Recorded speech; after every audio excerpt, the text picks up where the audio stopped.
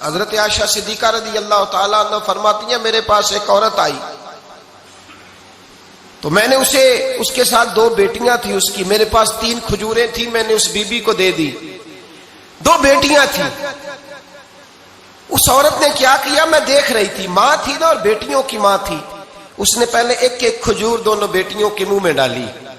اور پھر جو کھجور اس کے پاس بچ گئی میرا خیال تھا یہ کھائے گی،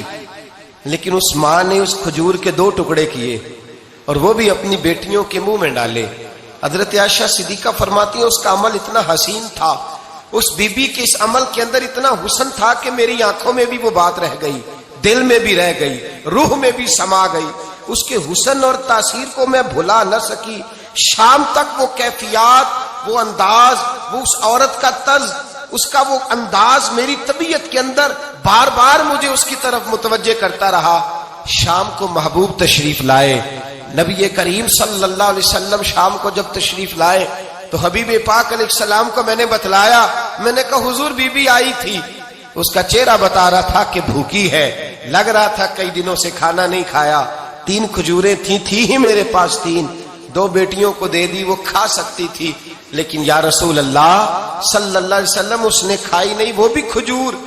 2 ٹکڑے کر کے بیٹیوں میں بانٹ دی ہے۔ حضرت عائشہ کہتی ہے دیر تک حضور میری بات کو سنتے رہے، دیر تک میری طرف دیکھتے رہے، اس تصور کو، بیٹی کے پیار کے اس ذائقے دیر تک محبوب محسوس کرتے رہے، اور پھر فرمایا عائشہ جو دنیا میں بیٹیوں کی وجہ سے آزمایا جائے گا،